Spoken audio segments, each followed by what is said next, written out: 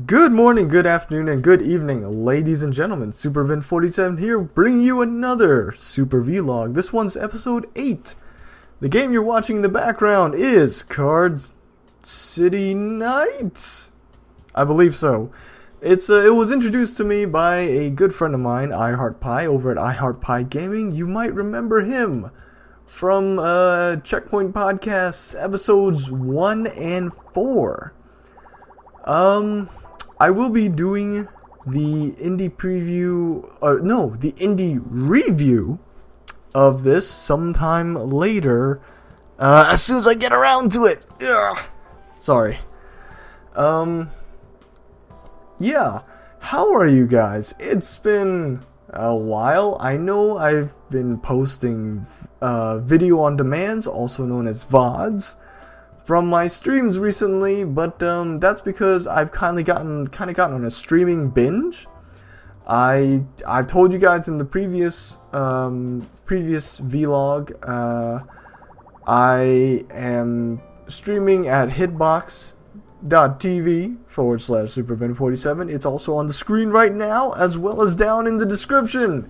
If you guys would like to make a Hitbox account and come stream with me, or not come, well, you can come stream with me if you want to, if you have the setup to. But if you guys want to follow me and join me whenever I go live, so you guys can talk to me directly instead of, through the comment thing.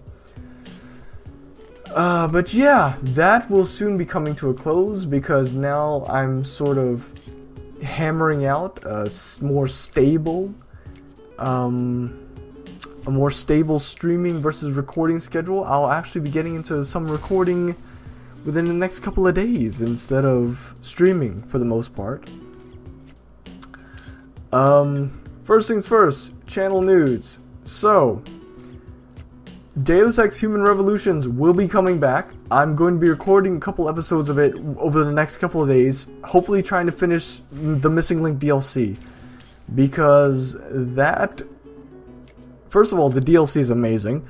Second of all, Deus Ex The Fall, which you guys might know from the mobile Android/iOS app. It was a mobile game for the iPad and for the Android tablet. It is now coming to Steam for $10. I'm going to pre-order the shit out of that so we can play it after Deus Ex Human Revolutions.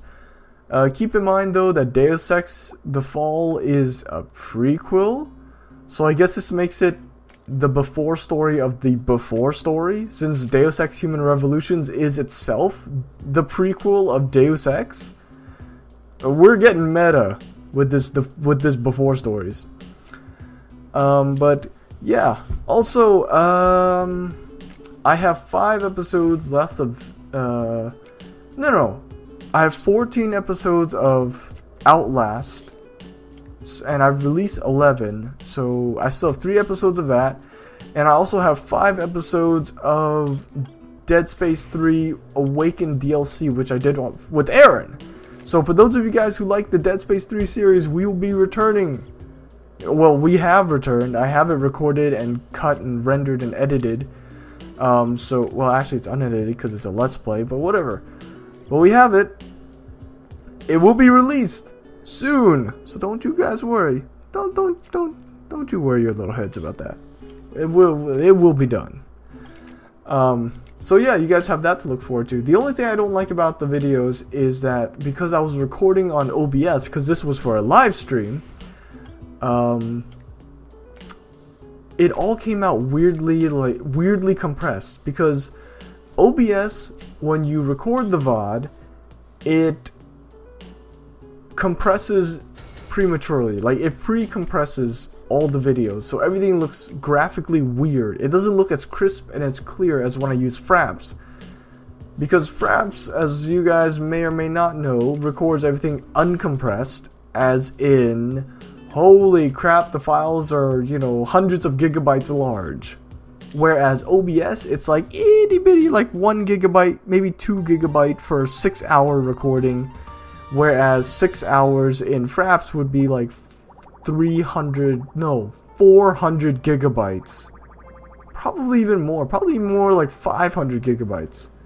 So, It's massive. That's what I'm trying to say. But the thing about using OBS, which is open broadcasting software, is that it pre-compresses everything because you have to be able to stream it. And you can't be streaming like megabytes at a time because that's just unfeasible. Anyway, so yeah, that's going to be a thing. I'm going to be getting back into pure recording. I'll try to stream, weekends, I guess. I don't know. I'll try to stream weekends. Feel free to hang out. It's there. And if you guys follow me on Twitter, also down in the description and also up in the thingy right about now at about 5 minutes and 50. You guys can catch me live day to day and you guys can chat with me directly, and you guys will be able to find out when I'm streaming because I normally tweet the fuck out of it. As I said in the previous Super Vlog. I don't know. It's been a while. A lot of stuff's happened. So that's it on the channel end. I noticed that the Recettear Let's Play ends kind of abruptly. But since you guys didn't really like it, we'll just leave it there. And the series is canceled anyway. Technical difficulties, etc., etc. You guys don't need to worry about that. Yes, that's about it.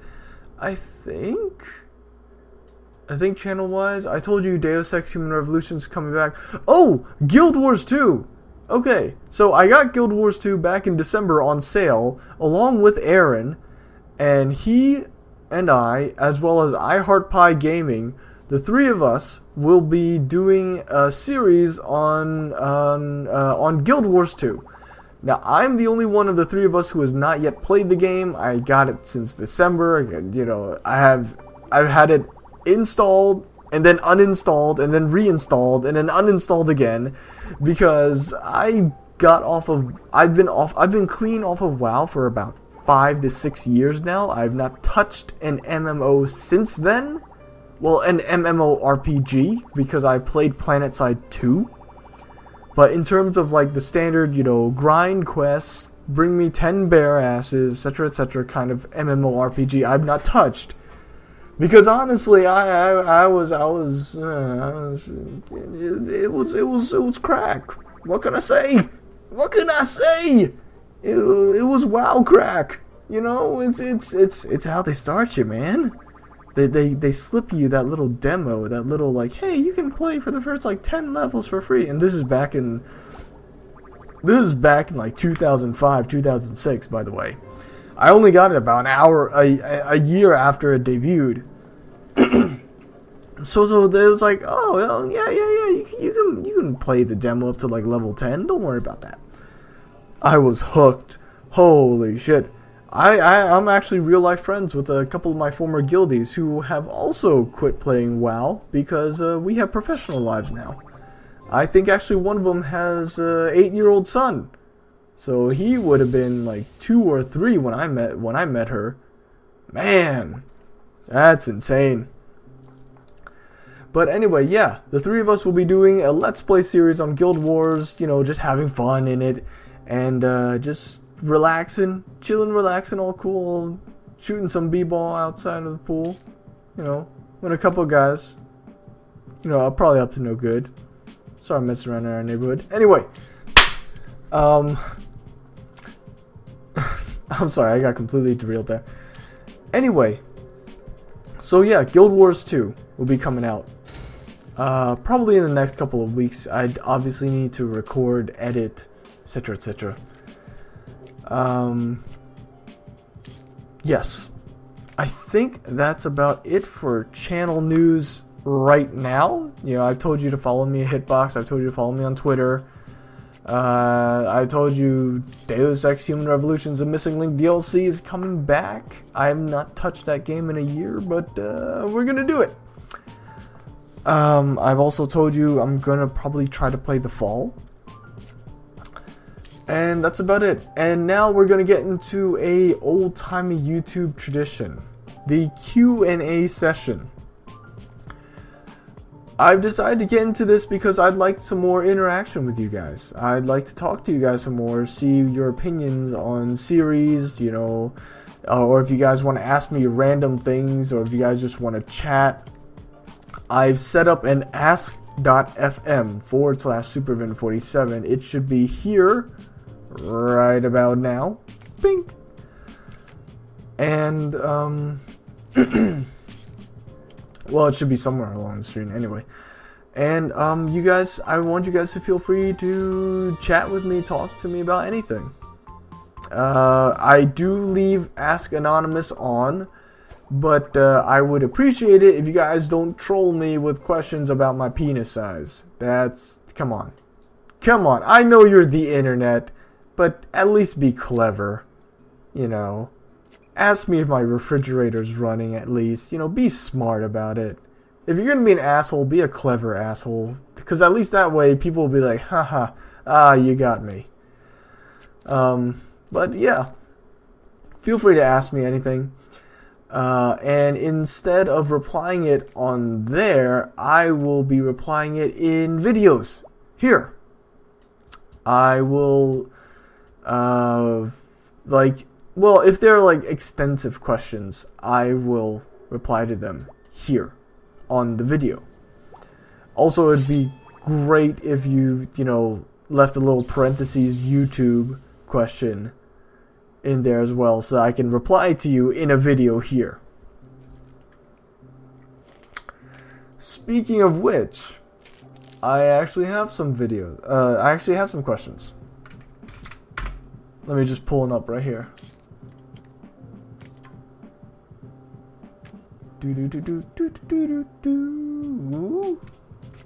That's a bit strange. Alright, fine, butthole. Remember me. Authorize. There we go. I saved the password. Okay, so I have 3 questions. Dirtbag. 2 of them are in response to an event that happened in my life recently, where I turned temporarily evil. I plead insanity and also the faith. And also Morgan Freeman. Yeah, I plead for Morgan Freeman. Morgan Freeman, save me, please. No. Well, fuck you too. So I've been on the recovery period of some rough times. Just a lot of negative energy flowing around, just a lot of like bad feelings and shit like that. And I decided, you know what, instead of just pushing it to the side and distracting myself with something else, like gaming or recording or streaming, I decided, you know what, I'm gonna take yesterday off. I'm recording this on the 4th, by the way. I took the 3rd. Well, the 3rd was a snow day, so we had off anyway, but instead of streaming or recording, I was like, you know what? I'm going to just hammer down, and I'm gonna hammer through these feelings. I'm gonna hammer through all these, all these problems in my life. I'm going to take the whole day if I have to, which I did, by the way. It did take the whole day. Thankfully, though, it only took a day. I'm very grateful for that. I'm very grateful for being an ENFP. That is the Myers-Briggs personality test. I'm registered as an extrovert, intuitive, feeling, perceptive. And we are known for having high emotional intelligence, so we can actually hammer through feelings very, very quickly and very, very efficiently, of which I'm very grateful for. So I'm like, okay, let's just take the whole fucking day and hammer through it. And it turns out the whole day I was like, you know what, let's just release the negative energy and be evil. I was evil. I was a super villain. I even had a secret lair inside Mount Fuji. But yeah, anyway, that was fun. And I'll tell you guys more about it later because it has some stuff to do with the 3rd question. Yikes, I only have 13 minutes left. Alright, so, what happened to being evil? Well, I sat down, I meditated, I thought to myself, and you know what? Why let something change you in a way that you don't want to change? You know, why let something change you in a way that's not only counterproductive, but it's counter who you are? It's forcing you to do a complete and total 180. And you know what? I like to think I'm a pretty good guy. So I decided, I literally locked myself in a dark room for at least 2 hours. There was no sound, there was no light, it was just me and my thoughts. And I was like, yeah, whatever. Did I say what the question was? The question was, what happened to being evil by Trend Noob? He's a follower, I believe. Twitter follower, Twitch follower, Hitbox follower. Not sure if he subscribed to me on YouTube yet, but whatever. Yeah, that's what happened to being evil. Second question. How does it feel knowing you caused Andres to kill 4 people to restore the balance by Trend Noob? I did not actually cause anyone to kill anyone. Don't worry, guys. Andres Indorelli, he's a character. He's a YouTuber, sort of like me. And he just has fun. And he believes he's a true neutral. So if there's too much good in the world or if there's too much bad in the world, he has to balance it out somehow. And when I went through my dark phase, and then I went back to my light phase, incidentally, Andres had to balance it out both ways. You go, like, when a good guy turns evil, you gotta take out some evil. When a evil guy turns good, then you gotta balance it that way too. It's all one big balancing act. But I think a deeper question behind this would be, how does it feel knowing that your actions may have caused pain? And I gotta say, I remember pretty much every single bad thing I do. But I don't let it weigh me down. So I remember, like, I feel extreme guilt for any bad that I do. Anytime I hurt someone, it eats me. And you know what? I don't let it defeat me, though. I take that pain, I internalize it, and I use it to make myself better. First of all, obviously, you don't do the bad thing anymore. Second of all, what did you learn from doing the bad thing? And how can you prevent other people from making that same mistake? You know, like, I remember every single bad thing I've ever done. I remember when I lied to my mom, saying I was sick, and in the 6th grade or something like that. I remember when I left someone behind.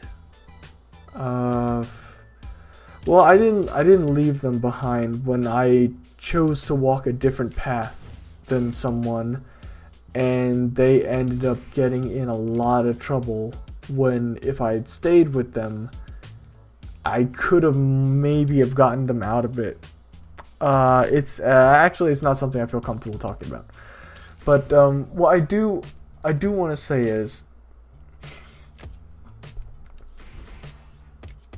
do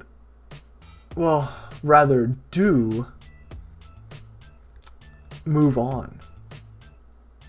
I know people are going to tell you, like, moving on, it's a bunch of, you don't just tell someone to move on.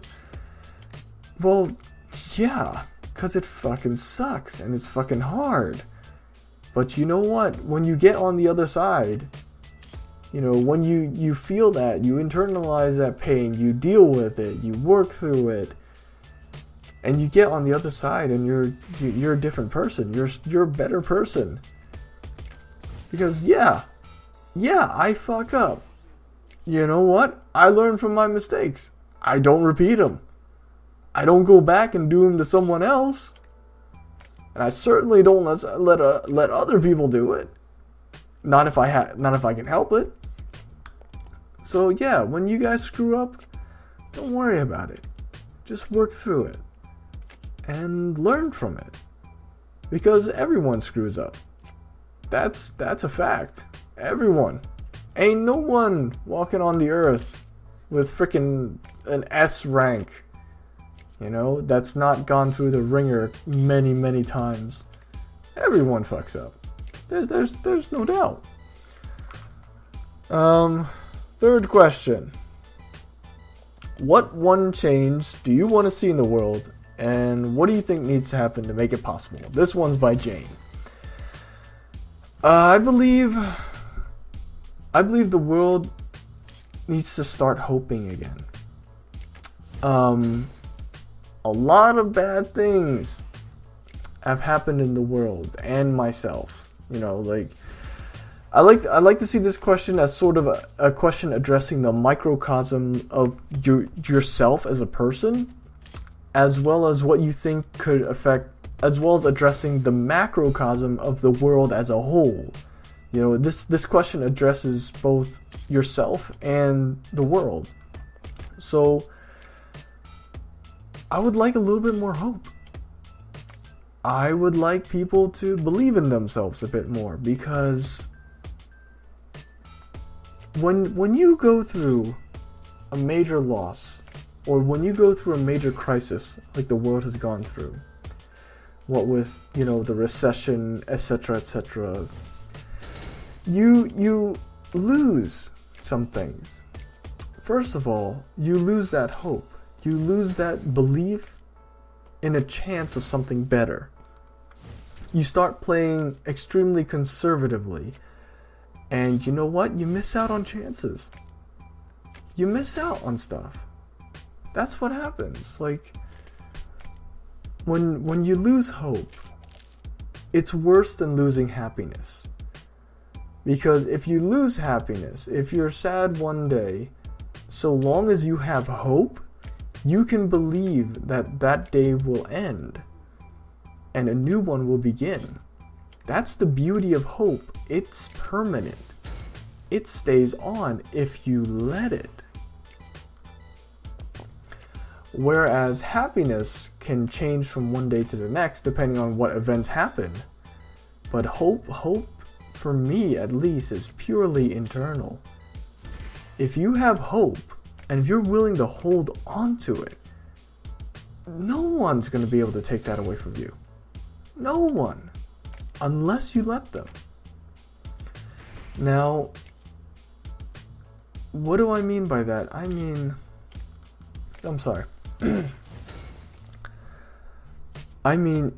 if you hold on to hope, you have a shot.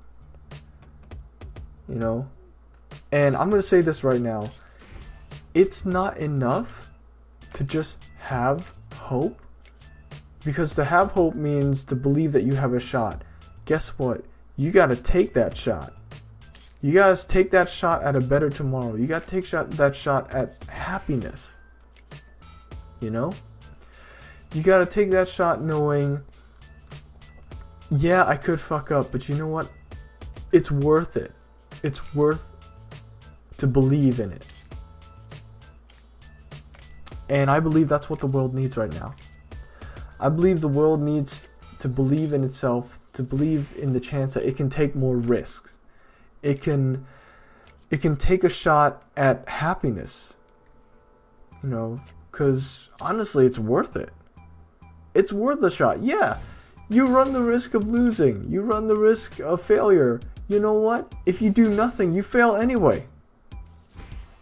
If you don't do anything, you already waste a shot. You already waste a chance. So might as well just do it. And for you, those of you guys out there who are probably thinking like, oh, well, what if I take the shot and what if I fail? At least you tried. If you take the shot, at least you tried. You know, it's believing in yourself, having the hope that something can be better, and then trying is, in my opinion, better than recognizing that things might be worse if you fail. Because when you take the shot, you know that you tried. Worst thing that can happen is you fail. And then what? you get up and try again. Whereas if you don't try in the first place, then nothing is ever going to happen. And if you want to be better but you don't try, then well, what's the point?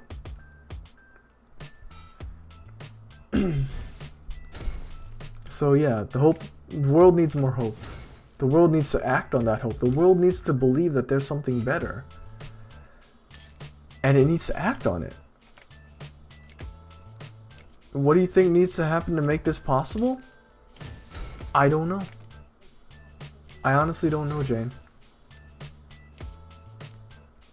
I want to say it's as easy as just waking up and believing yourself, but I'm not a fool. I know it's much harder than that. So I'm going to say small steps. I'm going to say baby steps. I'm going to say the world can build up its own hope by small victories. Waking up each morning, talking to someone you love, knowing that your existence makes their life a better place. Small victories that build up into, and then slowly you branch out and you try to build them up into larger ones. And I need to do the same thing. I need to hope, and I need to act on that hope. Because you know what? We can do it. We can do it. I believe in you, and I believe in myself. Anyway, I'm SuperVin47, and I believe in you. I'll see you guys next time. Bye.